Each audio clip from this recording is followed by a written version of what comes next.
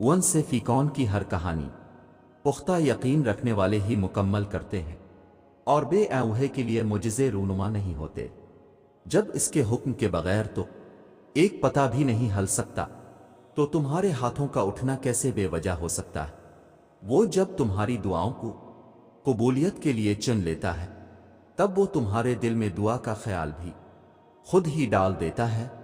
تمہاری اللہ سے لگائی امیدوں پر اپنی سوچوں کے بند نہ باندھو، وہ تو رب کریم، رحمان و رحیم ہے۔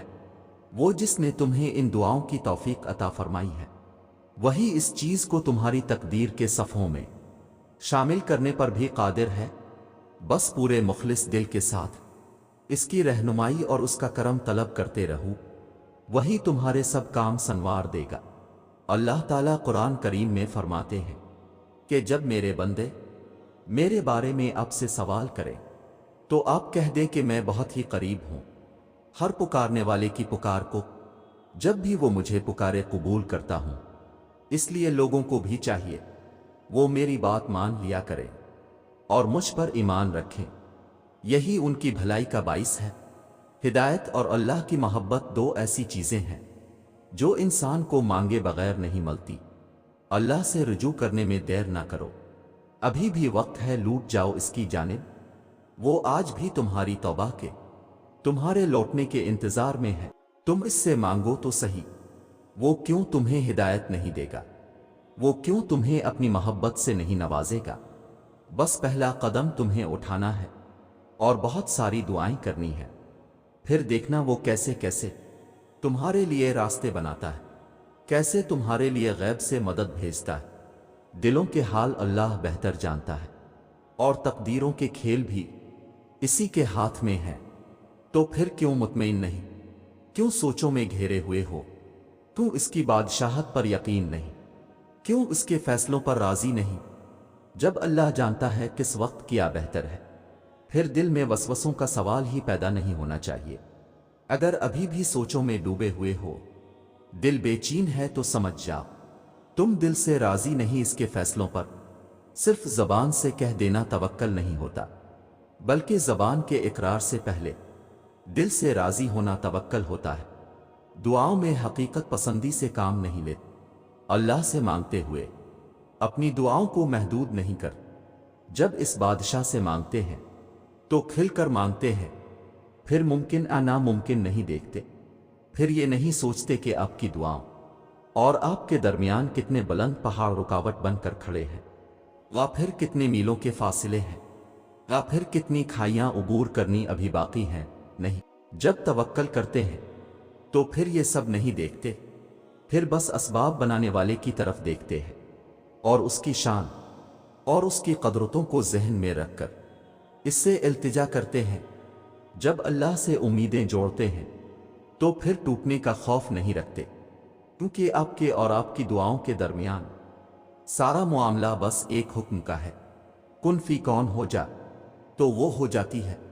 اللہ تعالیٰ نے قرآن کریم میں فرمایا ہے کہ اور تمہارا رب بھولنے والا نہیں ہے، اللہ واقف ہے تمہاری ہر چھوٹے سے چھوٹی اور بڑے سے بڑی پریشانی سے، اسے معلوم ہے تمہاری دل و دماغ کی کیفیت، وہ واقف ہے تمہاری ہر دکھ درد سے اور ہر اس انسان سے جس نے تمہیں تکلیف دی۔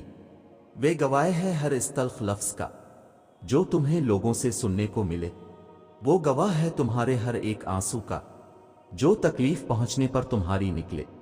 جن آنسوؤں کو تم بیکار سجیتی ہو، وہ اللہ کے نزدیک بہت قیمتی ہیں۔ وہ گواہ ہے تم پر آنے والی ہر اس آزمائش کا جو تمہیں اس کے قریب لے آئی، ہر اس دکھ بھرے سجدے کا جو تم نے اس کے سامنے کیا، اس نے سنی ہے تمہاری جب کوئی اور نہ تھا تمہیں سننے والا، اسی نے دلاسا دیا ہے تمہیں جب کوئی اور نہ تھا تمہیں دلاسا دینے والا، اسی نے سمیٹا ہے تمہیں جب کوئی اور نہ تھا تمہیں سمیٹنے والا۔ اپنے اوپر آنے والی تکلیفوں کو تم تو بھول جاتے ہو، لیکن وہ نہیں بھولتا۔ خود کے ساتھ ہوئی زیادتیاں تم بھول جاتے ہو، لیکن اسے سب یاد رہتا ہے۔ بے شک وہ ہر چیز سے واقف ہے اور وہی بہتر انصاف کرنے والا ہے۔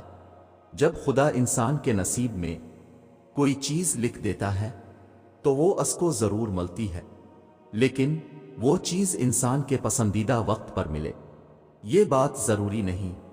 अल्लाह की मसलहत इंसान की महदूद सोच से कई ज्यादा है और उसका मुकर्रर करदा वक्त भी, क्योंकि जब वो अता करता है तो हमें हर मुश्किल से बड़ा सिला देता है, और जब वो हमें किसी शय से दूर करता है तो ये भी इसकी नेमत की एक शक्ल होती है।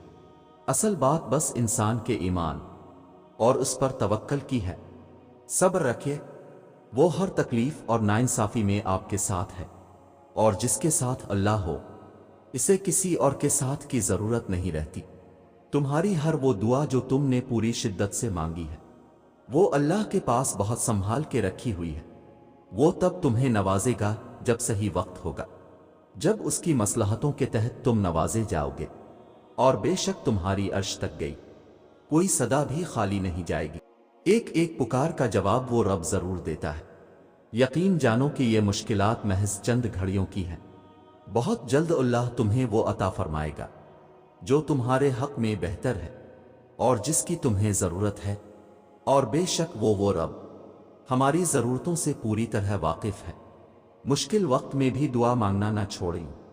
हाँ, वक्त आपके हाथ में नहीं, लेकिन वक्त को बदलने का इख्तियार है आपके पास। ये ना सोचें कि वो नहीं देख रहा, नहीं सुन रहा। वो तो शारक से भी ज्यादा नजदीक है आपके। वो कैसे तुम्हारी तकलीफ से बेखबर हो सकता है? वो देर कर सकता है लेकिन रद्द नहीं कर सकता। इसे पसंद है तुम्हारा मांगना, इसे अच्छा लगता है तुम्हारा फकत एक इसी जात के आगे हाथ फैलाना। दुआ ना भी मांगी जा रही हो तो बस हाथ उठा लिया करो, इसके आगे रो लिया करो, क्योंकि आंसुओं की भी जबान होती है और उसके आगे बहाया गया एक भी आंसू रायगा नहीं जाता। कुछ चीजें तुम्हारे हक में बेहतर नहीं होती, इसलिए अल्लाह उन्हें तुमसे दूर कर देता है। ऐसा नहीं है कि वो उन चीजों को बेहतर नहीं बना सकता, बल्कि कभी कभार तुम इस चीज की तमन्ना कर बैठते हो जो किसी और का नसीब होती है, जिसका तुम्हारे पास रहना सिर्फ तकलीफ का बाइस होता है। इसलिए अल्लाह तुम्हें मुस्तकिल अजियत से बचाने के लिए आर्जी तकलीफ देता है। वो तुम्हारी छोटी छोटी कोशिशों से भी वाकिफ है जो तुम उसकी रजा में राजी होने के लिए करते हो। वो तुम्हारा सब्र करते करते थक कर गिरना और फिर दोबारा उठना और सब्र करना भी देखता है। वो तुम्हारी बेरब्त दुआओं को भी जानता है जो तुम हर वक्त दिल में मांगते रहते हो। इसकी बारगाह में तुम्हारा कोई भी थोड़ा सा भी अमल ज़ाय नहीं होता। वो देख रहा है, जानता है तुम्हारा हौसला और हिम्मत। वो खुश है तुमसे और उसके पास तुम्हारा अजर भी तैयार है।